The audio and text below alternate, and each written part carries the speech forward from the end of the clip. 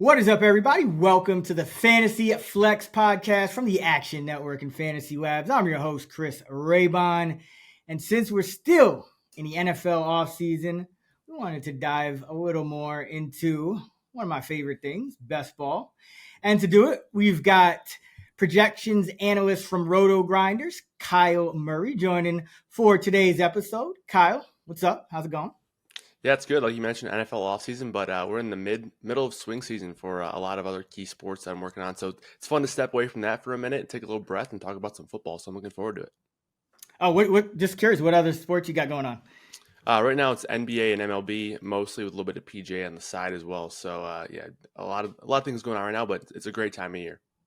Oh, man. I had Ricochet last night, over 12 plus points, got 7 in like the first 3 minutes, stuck on, and finished with like 9. So Yeah, wasn't great. But yeah, let's get into what y'all came here for, which is some best ball stuff, and we'll even talk a little bit of UFL too down the line. But before we get started, we'll have plenty of content leading up to the NFL season. So be sure to subscribe to the show wherever you get your podcasts. Also, check out the free award-winning Action Network app.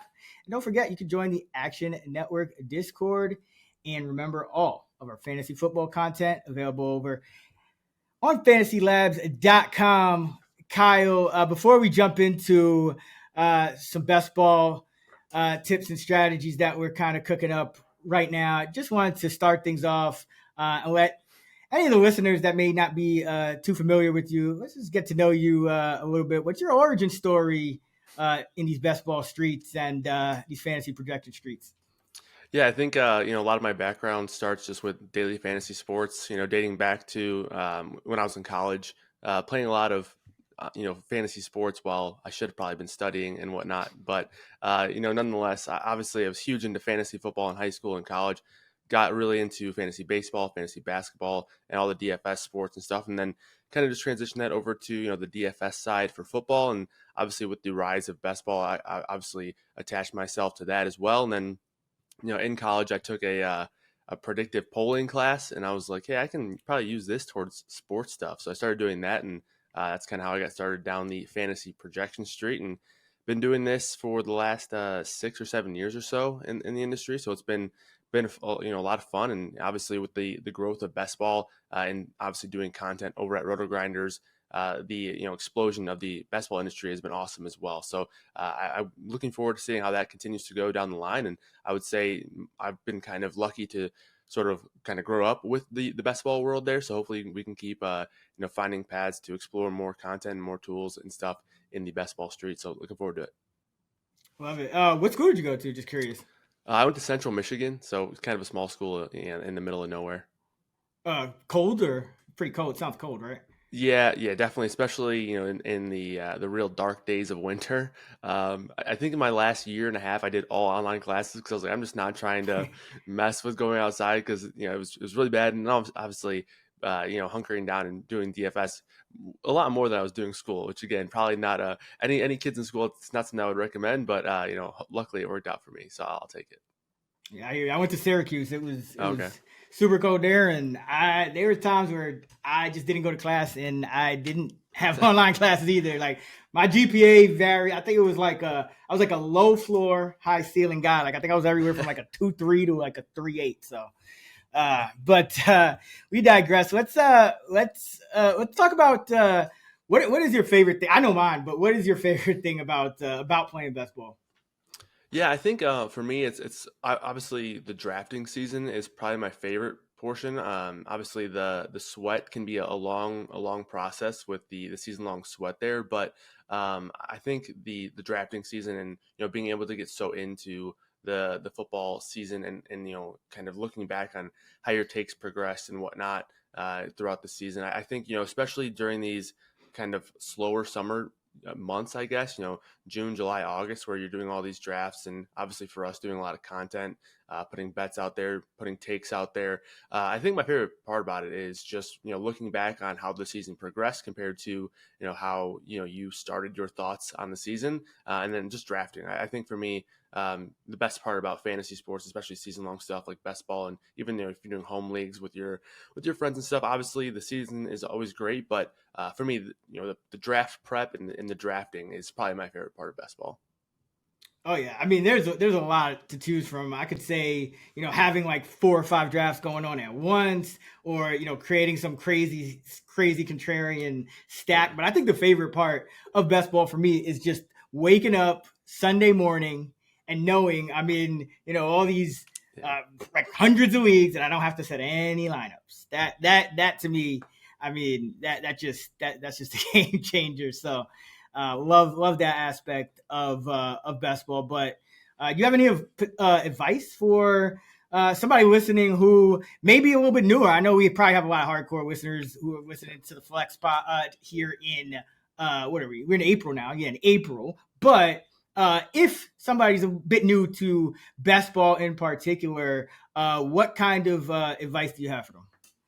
Yeah, I mean, I think the same sort of advice can kind of translate to sports betting or DFS, but for best ball, I would say for the most important thing is, especially if you're someone who's new, is just to kind of know your goal and understand that if you're using this as an entertainment value, or if you're trying to grind out ROI, I would definitely just know your goal and know what you're trying to get yourself into beforehand, and obviously know that it can be a grind, right? If you're a guy who's going into the best ball streets trying to draft 200 teams or fill up all these contests, it's going to be a grind. You're going to have to be doing that for pretty much the entire summer, probably starting as soon as you can and going up until they close these drafts. So I would say that can definitely be a grind if you're trying to be someone who grinds out all these drafts. But lastly, I would say just using all the content and tools at your disposal. Obviously, here we have a ton of great stuff at Fantasy Labs and Roto Grinders and Scores and Odds and all that stuff. So definitely taking advantage. There's just so many awesome tools, and really, you essentially don't need to go into any draft blind, just because you can click a few buttons, get a ton of strong information and data right at your fingertips during all these drafts. So definitely make sure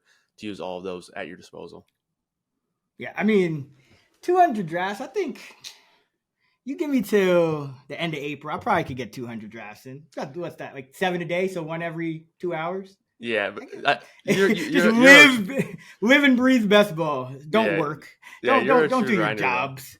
Yeah, I'm with you though. I was like when I was at my first job, I probably put more effort into fantasy research. I mean, I built an MLB model, and how involved that gets. Yeah. But at the end of the day, it paid off. And shouts to my guy Tom Burke, who didn't care, and as long as I did my work. So now we're here. But let's go a little deeper into that, because you mentioned kind of, all right, know your goal. You could do it for entertainment, and you just kind of go into dollar games and just kind of be drafting teams, and maybe you miss a pick here and there, and as you're living your life. But if you are that person that's kind of interested in maybe you were kind of, you love fantasy, and you're looking to kind of increase your exposure, and best ball is a way to do that. You could quickly go from being in a couple of leagues to a couple hundred if you so choose. So if you're trying to grind out a profit, what are the general steps, like the do's, the don'ts? Like I think some of them, for me, definitely want to be a little bit contrarian in best ball regardless, because you're still kind of aiming for upside and things like that. But what are your tips for people that are looking to do it for more than just entertainment? Yeah, I think not being afraid to be contrarian is definitely a strong kind of tip to throw out there, and I think that can also kind of go hand in hand with diversification, which I think is Mm-hmm. super important for best ball. Especially, I always have to remind myself of this, because it's so easy to just get pigeonholed into a few stacks that you like or a few players that you like, especially when another key proponent of best ball is just trying to find value when you can. And when you're finding that value consistently, it can be very easy to hit the same button over and over again, draft the same kind of guy. And obviously, if it pans out, that's fantastic. But again, in a season full of injuries and trades and all these things that can happen through an NFL season, things can happen, or you can just flat out get situations wrong. That's going to happen. So that's why I think diversification is so important, especially when you're doing so many lineups or so many drafts. So I think that's definitely a key part of best ball. So I would say diversification. Correlation's also massive. Obviously, you're wanting to do all these stacks make sure you are, giving yourself the best chance to where if you get one thing right, it can translate throughout other portions of your roster. So correlation is massive as well. Obviously, people like to talk about the end of season playoff stacks as well. It's just another form of correlation. And then, like I mentioned earlier, value. Trying to find guys who are undervalued by the industry, by the market, but also finding spots that are overvalued and looking to maybe find poke holes in those sorts of cases and kind of figure out why those guys are being drafted too early. Maybe some spots where you can kind of get an edge there by fading a few guys. But again, just because you're off of guys coming into the year, you don't necessarily want to have zero of them, right? There were plenty of people last season who had, Saquon Barkley as someone that they were overvalued for. And obviously we saw how that panned out with a massive season for Saquon Barkley. Derrick Henry, same thing. So again, diversification, I would say, is probably the main thing that I would keep preaching for best ball. Yeah, and let's talk more about diversification in a second because it is so important. But if you're kind of newer to best ball, let's say you're just drafting your first team, I think that that correlation is so important because in best ball, yeah, it's just like fantasy leagues in the sense that at the end of the year, you want to be on top, but most of these contests are going to reward people, who finish in that top 1 percentile, that top 0.1 percentile. And so you really want to make sure that your team is correlated. There's a very high value on stacking, and that's been kind of proven over and over again. And when I say stacking, I mean, quarterback with at least one of his pass catchers, sometimes even his running back. It's just, that's so important. And now with a lot of these contests, the way they're set up, some of these bigger GPPs, you're looking at, the championship week being week, 18. And there's been some research done that shows that you might want to be stacking with week 18 in mind. So that's just absolutely crucial. And, just kind of, it's kind of obvious to us because we do probably hundreds of these things, but there's different, like value is different, right? In best ball compared to season long. So why don't you talk a little bit more about that? Like we're obviously looking for higher ceilings here. We don't care as much about low floor. So value is somewhat different compared to other leagues. Yeah, especially when you take out the the variance or the variable of having to set your roster right every week. Mm-hmm. When you're doing season long drafts with your home leagues and you have to actually set your roster, having that floor is actually better just for making that decision. But when it comes to best ball and you are basically given all these guys and the top scorer is going to be automatically placed in your lineup, it just makes it easier to seek out guys who have that ceiling, right? Because on the weeks where they have that off week, you don't have to worry about rostering them in the wrong spot, but also vice versa. You don't have to worry about having them on your bench when they go off for that 30-point week, right? So I do think that added variable of not having to set a roster just makes it more important to seek out those ceiling guys and adding value to those guys in your projections for the guys who had that boom bust type arsenal within their projection. Yeah, so a guy like, and this is another thing is it really sharpens your late rounds strategies and selections, and if you're just used to playing regular fantasy and you start playing best ball, you have to draft 18, 20 rounds of picks. So I think something else that's important is that we talked about correlations and stacking, and a lot of times the value weight it kind of dictates itself because let's say you have whoever your two quarterbacks are. Let's say you have like Derek Carr and Anthony Richardson. Guys like an Alec Pierce, guys like a MVS or like last year, or whoever's on. Well, I guess MVS didn't start there, but you know what I mean. Like Shaheed, guys late in the draft. You're gonna kind of look at those second, third, fourth pass catchers because you're trying to stack as much as possible with all the quarterbacks on your roster. So there's been a lot of times where I've just kind of backed in to great late round picks just because they happen to be the number 2 or number 3 or number 4 option for some mid to late round quarterback that I happen to have or even early round quarterback that I happen to have on my roster, and I'm just trying to stack. So I'll give like an example. Like one of the first drafts I did this year, and especially now, you can go contrarian. You don't feel like you got to follow ADP, but I think I started with Genty and Bucky Irving, and then I went Lamar, Flowers, Andrews, and just like Bateman sometime later, just stack the entire Ravens. And that's more important than necessarily, kind of splitting hairs about the values of some of the other players in between. So like value comes from, your correlations and your stacks, and it comes from, upside, like you said, because you don't have to set a lineup. But you mentioned that a couple of times diversification, Kyle, and I think that's so important because that really is your best tool to win best ball. In season long leagues, maybe it's you just kind of want to have that perfect draft, or maybe you take advantage of some of your league mates or whatever. Not maybe it's trades in season, but in best ball, you have one shot, and I think per entry, and so you really want to increase those the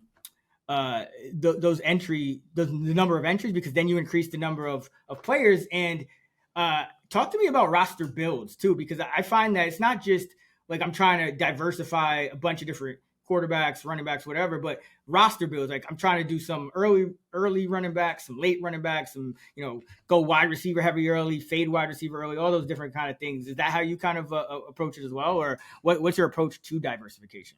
Yeah, I think you kind of you outlined it pretty good there. I mean, in terms of when you're going into a season of drafting, like for example, last year, just a spot where a reason why diversification is so important.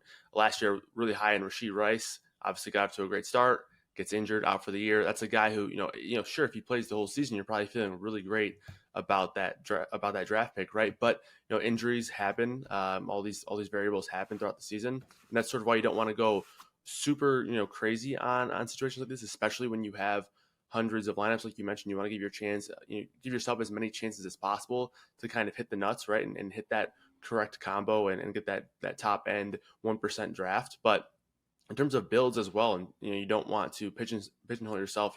We see guys on Twitter all the time in the fantasy Twitter streets talking about zero RB or hero RB, whatever it may be, and whatever let's say even if you are someone who has a really strong take on a certain sort of format or certain type of draft, it's also still not a spot where you want to go and completely pigeonhole yourself into that one sort of draft type, because again, things can happen.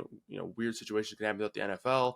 You can simply have a few takes that are wrong, and you just don't want to end up handcuffing yourself to one type of player, one type of strategy, because again, you're drafting all of these teams for a reason, right? You're trying to give yourself as many chances to build that 1% roster, that 1% draft. So by sort of tying yourself down to a few types of players or a certain sort of draft, you're kind of hurting your chances there. So that's why again, diversification is so important.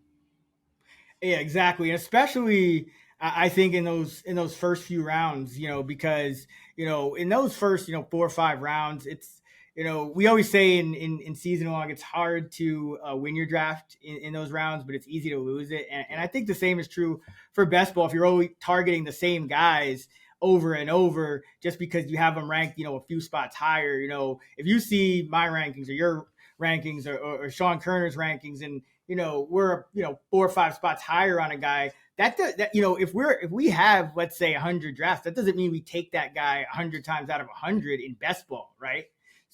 Because you want to get those that diversification, and especially I think the diverse roster builds, like you said, not just leaning into one particular strategy, because there's going to be so many articles that you're going to see.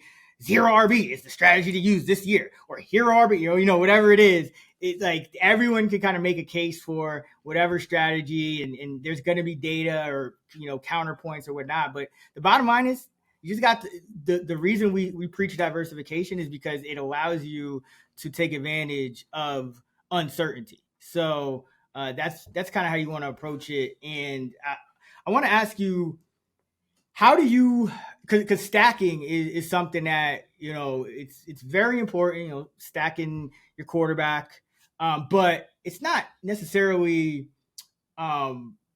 intuitive, especially if you're just starting out, or even if you're seasoned, there's a lot of different ways to go about it. So my question to you is, how do you kind of go about deciding who you're going to stack? And let's say, is it kind of based on your draft position and which stud receivers you get early? Do you kind of go into a draft, targeting certain quarterbacks, and maybe if the receivers are going ahead of them, you're kind of making sure you get those guys with the intention to get the quarterback? And what happens if you kind of screw it up or somebody snipes you? Like, how do you just kind of go about stacking as the draft progresses, and where does it really start to take shape for you?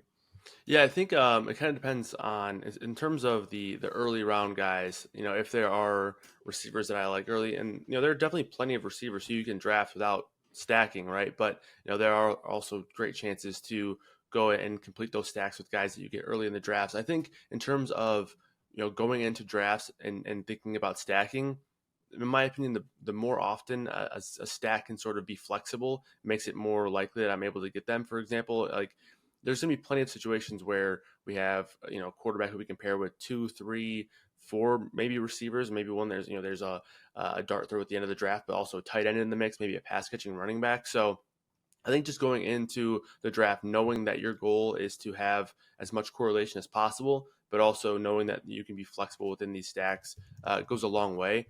But I definitely think there are chances. There are going to be chances where you're in a draft, you have a quarterback that you really like, right? And you have a couple of late receivers that you want to pair them with, and they get sniped or whatever it may be. And sometimes there's really no ways to pivot, but I guess there's going to be times where just not being afraid to stay within that stack, but also take a different chance, right? So for example, something that comes to my mind from last year was the Cincinnati stack, right? How it was Jermaine Burton as that third receiver all year long. But for me, drafting Cincinnati teams, you had Mike Gesicki, who I thought was one of my favorite late round tight end picks. You could pair him with Joe Burrow. Yoshi Voss ended up being really popular as the summer went on, but early on in draft season, he wasn't necessarily somebody that a lot of people were talking about. So, especially with these top end offenses, these guys that we are assuming a ton of production is going to come from these offenses, situations can go really haywire, right? I don't think anybody really expected Jermaine Burton to sort of fall off the wagon from a off the field standpoint. But things happen, and being able to stay within that offense, but also just get a little bit more contrarian and take those chances, especially with guys later in the draft, where if you miss on a 16th, 17th round pick, it's not necessarily going to kill your chances, right? So just adding those more of those dart throws to that stack throughout the draft. Yeah, and let's get straight. Jermaine Burton he didn't fall off the wagon. He just fell asleep in meetings. That's the way he's falling. But yeah, point taken, and that's really a great point. And I think for me, and you kind of hit on another point, which was that over the course of the offseason, ADP and value will change, right? So that's another reason why diversification is important, and why it's good to start drafting teams now, because you'll get a nice nice mix of of exposure to all the different ADPs. And so you can kind of draft the hype guys at a value, and then when the cat's out the bag in August, you could kind of fade those guys and take some guys who are falling just because all these hype guys are rising, and other guys are falling for no reason. So like the way I kind of approach stacks, especially at this time of year, is I generally aim to go more of my late round quarterback teams and builds this time of year, because that just makes it, gives me more flexibility to stack, and, depending on what values fall to me in the first few rounds, depending on what receivers I get, and I can kind of go and be fairly confident that that the quarterback I need is going to be there later in the drafts. And then, as it gets into, August, then I'll start looking at my overall exposures, and I'll probably be a little bit lower on the Josh Allens and the Lamars and those guys. And that's when I'll kind of, make a more concerted effort to kind of get those exposures to where I want and be more aggressive, early, because, now all these late round quarterbacks, or at least the ones that kind of are the top values. Think your Jaden Daniels. I remember I was getting him, QB 15, 16, 18. And by the time the season rolled around, he was going like QB 9. Yeah. So, that's the way I kind of approach it. I'm more of a, early quarterback, a little closer when they just kind of fall unnecessarily. I remember, I think like Lamar Jackson was going a lot later than he should have, like at certain times last year, not because of anything to do with Lamar Jackson. So, that there's going to be a lot of opportunities if you're drafting throughout the offseason. All right, let's see. What else do we got? Talk to me a little bit about, Roto Grinders is a great tool. You mentioned it earlier when you're talking about, best ball projections, and there's a bunch of tools there that you can use to make better selections and build better teams. Talk to me a bit more about how, some of those things and how you use Roto Grinders to improve your best ball drafting process. Yeah, obviously a lot of people know us for our daily fantasy tools, but this past year we rolled out a ton of new best ball stuff as well. Obviously we have player projections for every single player on every single team, and that gets really refined through the season. But we go very deep because we're also doing the preseason projections as well. So we're projecting guys who we think are going to be playing regular season snaps all the way down the depth chart. So you get the projections and rankings for every single player and every single stat category. So if you're using it for bets as well as best ball, you can use those projections that way. We have our stack tool as well, where you can sort of see every team, how they grade out from a stack perspective on a value standpoint, but also from a projection standpoint. We break down their potential matchups in the playoffs as well in that tool. So lots of great information in that stacking tool.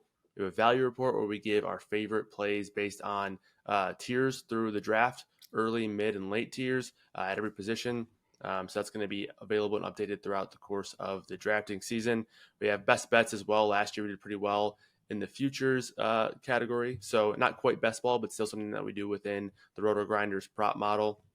And every week we do a weekly podcast / show with myself and Chris Jamino, which will probably start sometime after the draft when we start getting these projections rolling. But for me, the thing that I use the most is the stacks tool. I love the stacks tool that we have there. We not only do we show the potential stacking options, but I love the correlation that we have within not only that team, but also the matchup. We have week 16, week 17 matchups, and also where we're projecting their defense to rank as well. So you look at the stacking tool from last year, see Cincinnati week 17 matchup against Denver there. We have their defensive ranking as well. So I think that was definitely one of my most used tools. Had it open during, I think, every single draft I did. So that went a long way for me last year. Any stacks you want to mention right now? Anything you're kind of you find yourself a little heavy on at this moment? Just any guys you happen to be high on this time of year? You got? Yeah, so I haven't looked a whole lot at kind of where the market is, but definitely am going to have some interest in Chicago this year. I think Ben Johnson's going to be able to do some big things. Obviously, being a Lions fan, Ben Johnson shifting over to the Bears is a little bit bittersweet there, but I do think he'll be able to make things happen with Caleb Williams in this offense. They also upgraded their offensive line a little bit, which I thought was going to be very important. I think I'm going to like Jacksonville again. I did like them last year as well, but obviously they cleared house other than Brian Thomas. No Christian Kirk, no Evan Ingram. So I think skies are going to be the ceiling's going to be very, very high for Brian Thomas. And then the Giants as well. Obviously, we're going to have to sort out the quarterback situation here, but obviously it's an upgrade for Malik Neighbors and whoever. I'm assuming it's going to be Rusty getting the first crack at the starting role there. But, you got two exciting quarterbacks there, that's for sure. So I think the Giants are going to be a team that I'm also on as well. Yeah, you're talking to a Giants fan who is not very thrilled with our quarterback depth chart. I think it's like a joke, man. I mean, I hope you would think that Russ and Jameis are better than Tommy DeVito, who can barely throw a football. But I mean, Jameis throws it to the other team, and Russ, I don't know what this guy. I really hope we still draft a rookie. But definitely agree with you on Chicago. And another team I'm looking at is the Patriots, because I think I just really like what I saw out of Drake May last year. And you got Stephon Diggs, but I still think there's going to be value because we'll see what the Patriots do in the draft. Doesn't sound like they're going to go with a skill guy in the first round. So there'll probably be value on, all their other pass catchers and maybe even Diggs too. So, and I think Drake May is going to have the ability to just turn guys into stars, or at least make them, productive fantasy assets. Kind of like we saw, Jaden Daniels and Zach Ertz last year. So, kind of looking at the New England Patriots as well. Like them best ball, like them in the betting futures markets as well. But before we get out of here, I do want to talk to you about one more thing, and that is the UFL. I know you're deep into your UFL projections. So first of all, what do you got going on with UFL? Where can people find it? Yeah, you can get our projections over at Roto Grinders. Those are usually going to be up either Wednesday afternoon or Thursday morning at the latest for the upcoming uh, weekly slates of games. In the UFL, I mean, if you're someone who is primarily a football enthusiast, right? You don't really get into the MLB or the NBA stuff. UFL is a great kind of I guess bridge from the off season, right? And especially if you're someone who's doing best ball, you can kind of take a couple month break after the Super Bowl, then get into UFL, then do the best ball drafts. Then right around the corner is season long and preseason. Then you have the season. So UFL has been great, and the market's actually getting bigger, which is something that I was curious on coming into the year. But we now have player props on larger books like DraftKings and FanDuel and stuff like that. So that's been good to see as well. The prize pools for DFS look pretty strong so far as well. So hopefully that we can keep that up. But yeah, UFL projections will be up probably Wednesday, updates throughout the week. So yeah, if you're interested in UFL, it's not the biggest league from a marketing standpoint. You're going to see it every so often on social media, but it's definitely something that you can make money on from a betting and fantasy perspective. And for me personally, I've had a lot of success in like these niche markets throughout these sports, like tennis, UFL, specifically WNBA. So I think there's plenty of ways to find value and potential profit spots here in sports like UFL. Yeah, it kind of reminds me of those early, days of the Wild Wild West in DFS when, if you were kind of like a hardcore DFS guy early on, there was edges to be had, and because the market was just a little softer and there wasn't all these sharks yet, and I'm guessing that's how UFL is. And I just want to ask because like I've done projections for what were those? It was like AAF and a bunch of those other leagues at different times. So like, what's kind of the biggest change that's like the biggest thing when you're projecting UFL compared to NFL, the biggest kind of thing process wise or just stats wise, whatever, it could be a league average that's different, just something that sticks out to you projection wise between the two leagues? Yeah, I mean, obviously, just the scoring is down a bit, just because the players on the offensive side aren't as good as the NFL players. Obviously, you don't have the big time production, I would say, from an offensive perspective. But I would say that's the big difference between the NFL and the UFL. But there is definitely still a lot of the same similarities, right? Where you're looking for correlation and all that stuff. I guess one thing that's different this year compared to years past was just the XFL and stuff like that. Is actually we do get pretty solid injury reporting, which goes a long way. If anybody here has followed us when doing preseason stuff, we get way better information in UFL than in preseason from an injury perspective. So that's been pretty nice the past couple of years in UFL. So we get like depth charts every single week, updated for every single game. So that's been very helpful. So I will say very impressed by what the league is going on from an injury reporting perspective. But the scoring's down a little bit compared to NFL, but still, lots of fun stuff. And again, the niche market, like you mentioned, a little bit softer. So definitely, some spots to make some money. Love it. UFL projections, go check them out on rotogrinders.com. And Kyle, before I let you go, in case we got any carryover from our betting podcast on here, do you have a pick for the championship, the UFL championship winner for this year? I think the Stallions are the favorite, if I'm not mistaken. Yes, they are. And I don't want to be that guy to side with the Stallions, but they do look like they're going to be a pretty pretty dominant team. They got their quarterback back from a year ago when they won. Alex Magoo, who was actually playing wide receiver for the Packers on their practice squad. So that was actually a funny little storyline. So unfortunately, I'll go with the chalk there. I'll go with the Stallions. All right, there you go. Great stuff, Kyle. And if they want to find you on the socials, where you at? Yeah, you can find me on Twitter at KamerDFS and same handle over on Instagram as well.